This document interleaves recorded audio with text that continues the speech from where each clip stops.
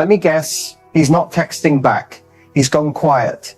And every part of you is screaming, should I reach out? Should I block him? Should I do something, anything to get a reaction? Stop. Pause right here. You didn't click on this video by accident. You're here because something inside of you knows the old way. It doesn't work. You're tired of chasing, tired of waiting, and so done feeling powerless. This isn't just another don't text first video. This isn't recycled advice about playing hard to get or pretending you're busy. This is strategy rooted in self-respect. And if you watch till the end, I'm going to show you the exact shift that flips the power dynamic and makes him realize what he lost without you lifting a finger. See, when a man pulls away, we panic. We want to fix, explain, or make him remember what we had. But here's the truth no one told you. Men don't respond to words, they respond to energy. And when you stop texting first, when you don't block, when you don't react at all, something clicks in his brain. Not because you were petty, but because you were powerful. In this video, you'll learn how to be the woman who doesn't chase, doesn't beg, and doesn't break down because she knows the comeback is always stronger when it's him doing the chasing. Ready to change the game? Let's dive in. The urge to text him first is powerful, almost like a reflex. You see his name in your phone, and suddenly you're in your head wondering what he's thinking, if he misses you, or if maybe he just forgot. And your instinct is to bridge the silence, to say something so it doesn't feel so empty. But here's the truth. When you text first, especially after he pulls away, you're not reconnecting. You're relieving his discomfort, not yours. Every time you reach out first, you reset the dynamic back in his favor. You're telling him without saying a word, you can disappear, give me crumbs, and I'll still be here. And the worst part, he knows it. He may not consciously think she's losing value, but subconsciously, that's exactly what's happening. He feels no urgency, no consequence, no mystery. Men are wired for pursuit, not because it's a game, but because investment creates value. What we work for, we cherish. What comes too easy, we question, or worse, take for granted. When you stop texting first, it's not about punishing him. It's about rebalancing the energy. It's you stepping back into your worth, letting the silence speak for you. You're saying, I don't need to force anything. I'm not afraid of losing what doesn't want to stay. And that's when the shift happens. He starts to notice the quiet. He wonders what you're up to. He checks your profile more than you realize. And then he starts to feel the space you left. That space used to be filled with your good morning texts, your check-ins, your effort. Now it's empty. And that emptiness becomes curiosity. That curiosity turns into attraction. But none of that happens if you text him first. So the next time your fingers hover over your screen, aching to break the silence, remember this. Your silence is not a loss of connection. It's the beginning of your power returning. Let him be the one to wonder. Let him come to you. You're not ignoring him. You're remembering who you are. Blocking feels like control. It gives you that immediate hit of power, like slamming a door shut and walking away. In the moment, it feels strong. It feels final. But what if I told you that blocking him, especially when you're still emotionally charged, often does more harm than good? Let's be real. Most women don't block from a place of detachment. They block from a place of hurt, anger, or desperation. It's not about cutting him off. It's about hoping that by cutting him off, he'll finally feel something, that he'll panic, that he'll miss you instantly, that blocking will shock him into caring again. But here's the problem. It doesn't usually land that way. To a man, especially one who's emotionally avoidant or unsure, being blocked doesn't equal I care deeply and I'm protecting myself. What he often hears is she's still reacting. She's still emotionally attached. She still wants something from me, even if it's just a reaction. And once he senses that emotional charge, his power increases. It confirms what he already suspects, that you're still thinking about him, that he still holds emotional weight in your life. And that gives him the space to stay detached, or worse, to frame you as dramatic or bitter, even if you're not. Blocking when done prematurely or out of emotion cuts your own power short. It tells him you still matter enough to make me act out of pain. But what if instead you just disengaged without a scene? What if you didn't block, didn't lash out, didn't chase or react, but simply became unavailable in a way that left him guessing? That's what leaves a lasting impression. See, the opposite of love isn't hate, it's indifference. And blocking feels a lot more like hate than indifference. It screams, you still affect me. But true power is when you don't need to block him. You're just living, thriving, and emotionally unfazed, and he sees it. That energy, it's unforgettable. It's unsettling in the best way. Because now he's left wondering why you didn't react, why you didn't fight, why you didn't chase. And that's the emotional tension that creates desire. Now, are there situations where blocking is necessary? Absolutely, especially when there's toxicity, manipulation, or abuse involved. Your peace and safety always come first. But if you're blocking him to get a reaction, prove a point, or create a false sense of control, you're giving him exactly what he expects, a signal that he still has influence. The real power move, don't block. Just stop giving access, quietly, confidently, and without announcement. Let him feel your absence without the drama. Because when you stop performing your worth, that's when he finally starts to recognize it. There's one shift that changes everything. When it comes to how a man perceives you, values you, and decides whether or not to come back. And it's not a line you text. It's not a clever comeback.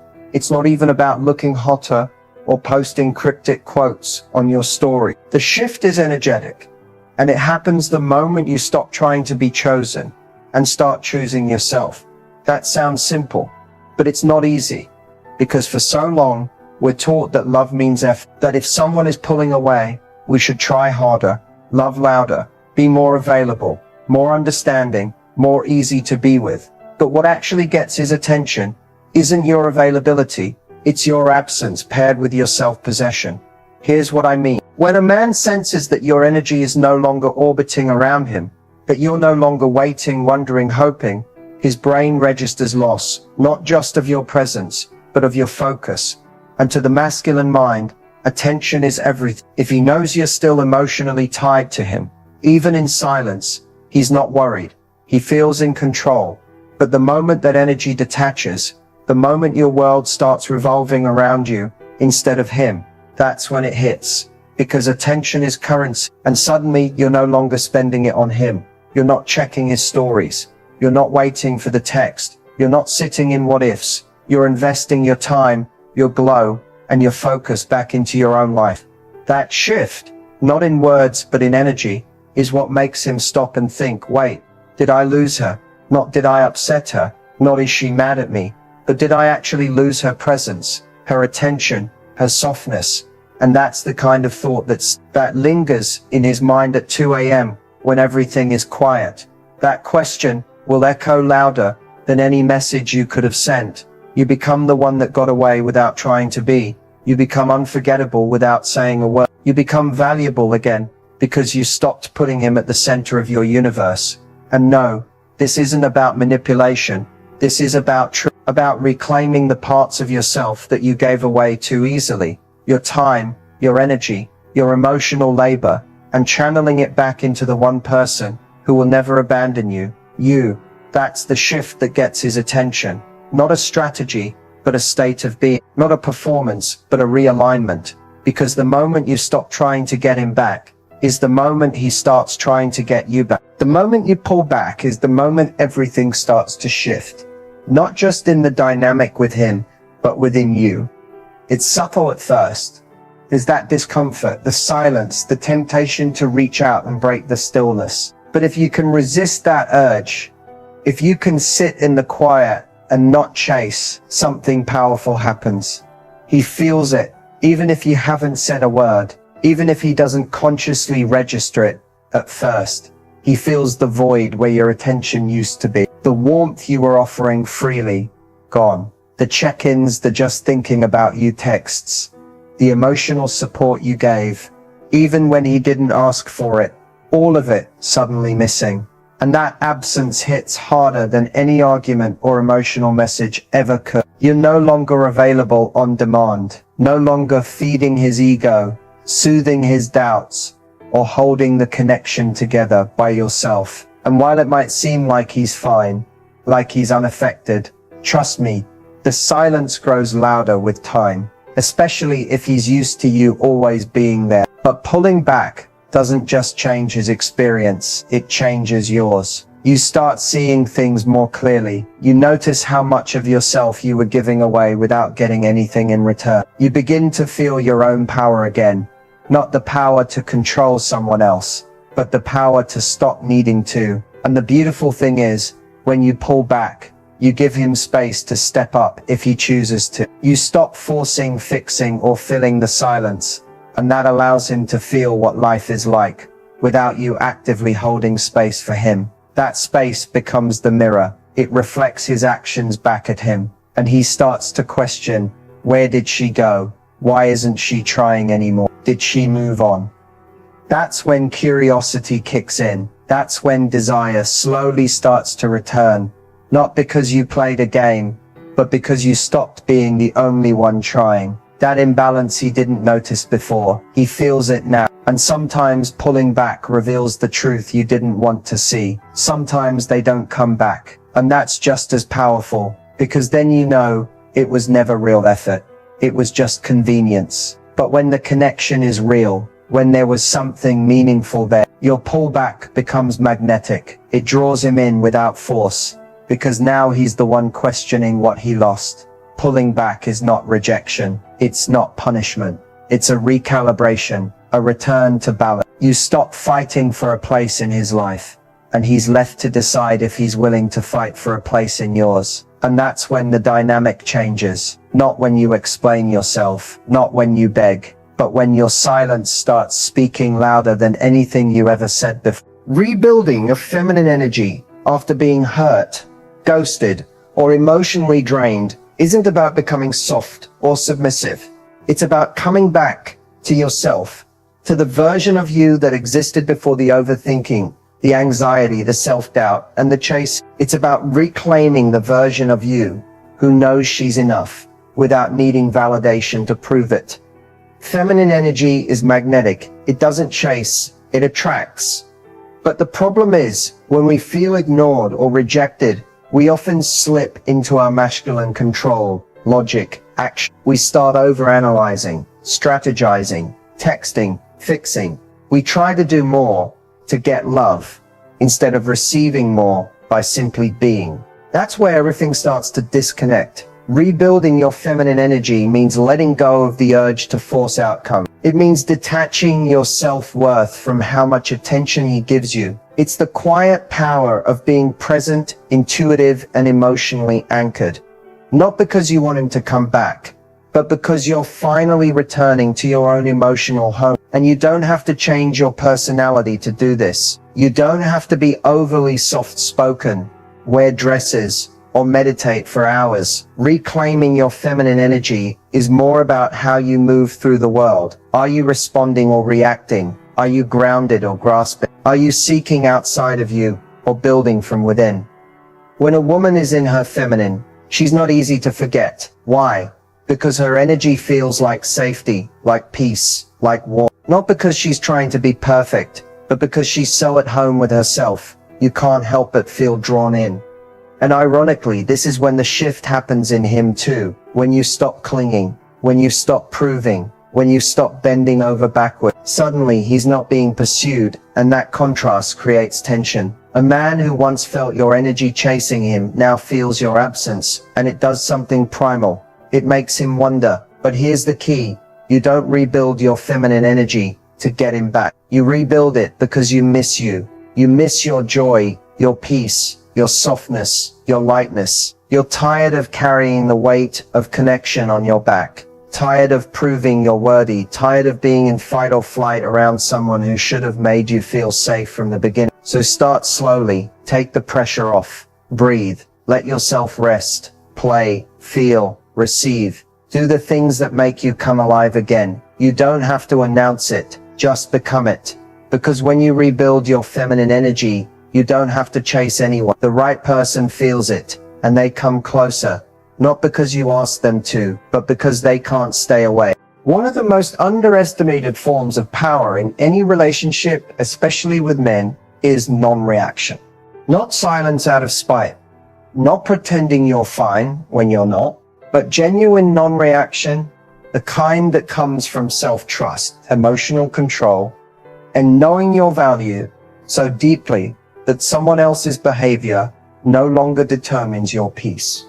When a man pulls away, goes cold, or tries to trigger you, your reaction is exactly what gives him confirmation. It tells him, I still affect her. Whether it's anger, panic, jealousy, or sadness, he sees that he still has emotional leverage. And often without even realizing it, men test you just to see if you'll crack, to see if you'll beg, to see if you'll prove you care in the worst possible moment, when he's not showing up.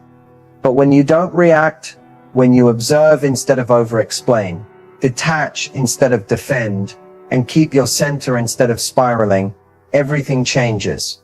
He starts to feel uncertain. He questions what he thought he knew, that you'd always be there, that he could pull away and you'd chase, that your emotions would do the work for him. But now you're no longer reacting. You're responding with nothing at all.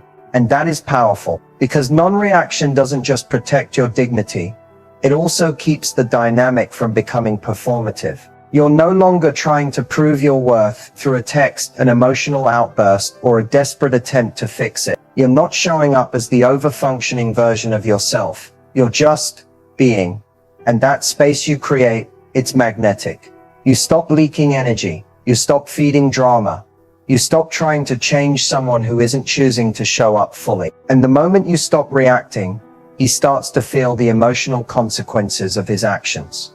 For once, without you softening the blow. Now he has to sit with what he's done. The missed call, the ignored message, the distance, it all echoes back to him in your stillness. Non-reaction isn't weakness. It's restraint. It's strength under control.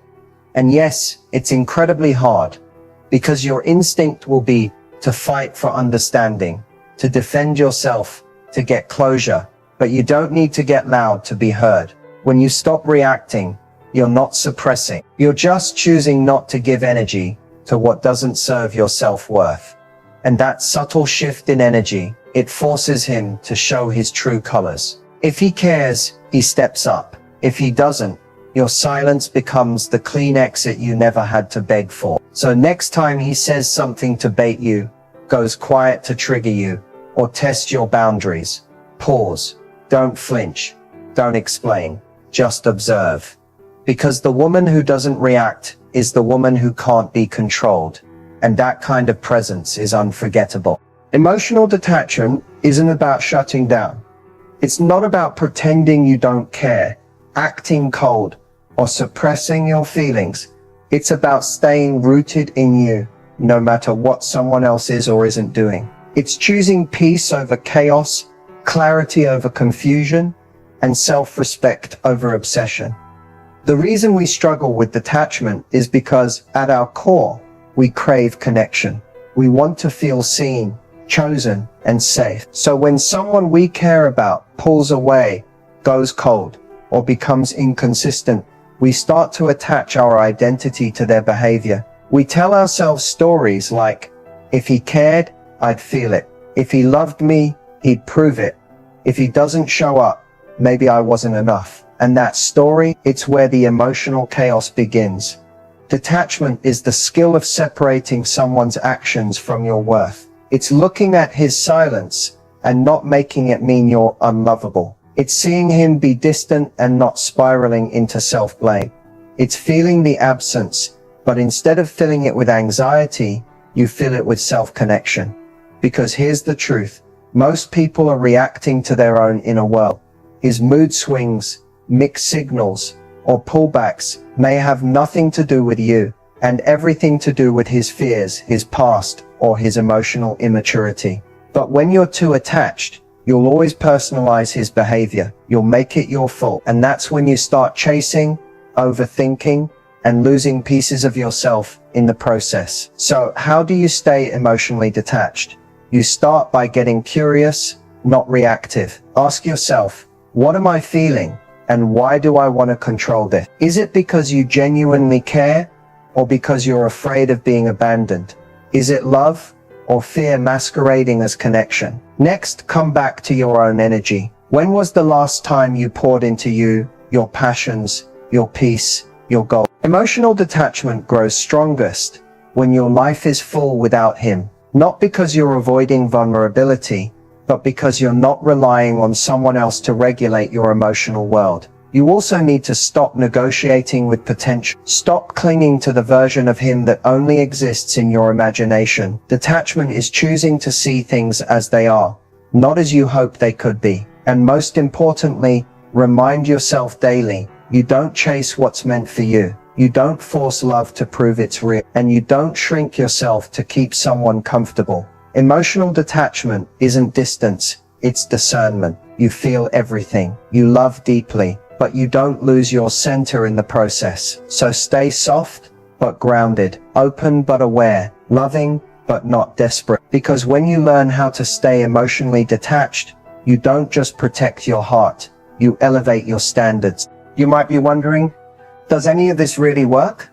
And that's fair. It's one thing to hear advice, but it's another to see real stories, real women actually applying these shifts and watching the results unfold. So let me share a few examples that will remind you, you are not crazy for pulling back. And yes, reclaiming your power can change everything. One woman had been dating a guy for 6 months. Things were intense in the beginning.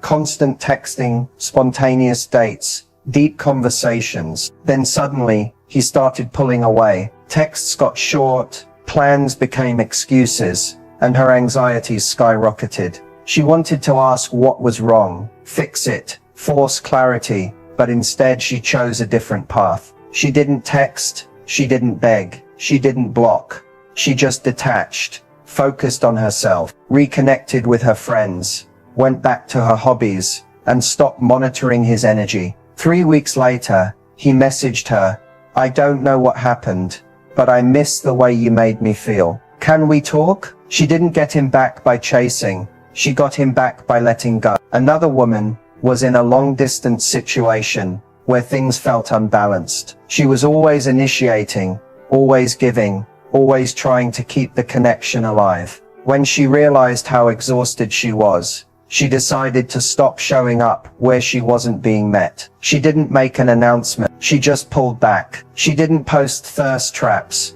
She didn't send passive-aggressive texts. She simply shifted her energy inward. At first he didn't respond, but weeks later, he showed up more consistent than ever, saying he realized he was taking her for granted. Why? Because her absence finally spoke louder than her presence ever could, when it was being ignored. Then there's the story of the woman who never got the guy back, but still won. She was ghosted after what felt like a deep emotional connection. She wanted to text, to ask why, but she didn't. She felt the pain, yes, but she chose to sit with it instead of react from it. Over time, she found something even better than his attention, her own healing. She stopped thinking of his silence as a reflection of her worth, and eventually, she didn't want him back. Not because he didn't matter, but because she realized she deserved more. These stories are powerful because they remind us when you shift your energy, the entire dynamic shifts with you.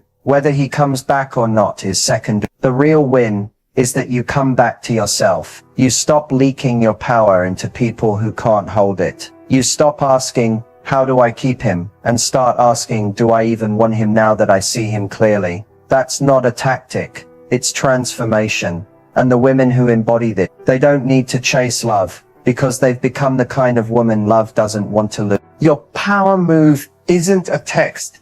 It's not a social media post or a dramatic exit. It's far more potent and far more subtle. It's the decision you make right now to stop reacting from a place of need and start acting from a place of strength. To stop chasing someone who's already checked out and begin choosing yourself first. This is your power move. When you finally decide to own your worth, to protect your peace above all else, something shifts inside. You stop trying to control what he thinks or does. You stop shrinking yourself to fit into his world, and you start living fully unapologetically and on your own terms. That's when the true magic happens. Because men aren't attracted to desperation. They're drawn to confidence, self-respect, and mystery. When you stop giving away your attention so freely, you become a prize instead of a fallback. You become the woman who doesn't just hope for love. She commands it by embodying it within herself first. This isn't about games or manipulation. It's about authenticity. It's about stepping into your feminine power, owning your boundaries, and knowing that your happiness isn't dependent on anyone else. When you live this way, you radiate a kind of energy that's impossible to ignore. So here's what you do next. Commit to yourself. No more chasing. No more blocking and unblocking. No more waiting in silence. Instead, invest in your growth, your joy, and your freedom. Fill your life with things that light you up, people who support you, and habits that strengthen your mind and heart. Remember, the moment you stop trying to control the outcome is the moment you reclaim control over your life. That's your power move. And it's one no one can take away from you. Own it, live it, and watch how everything changes.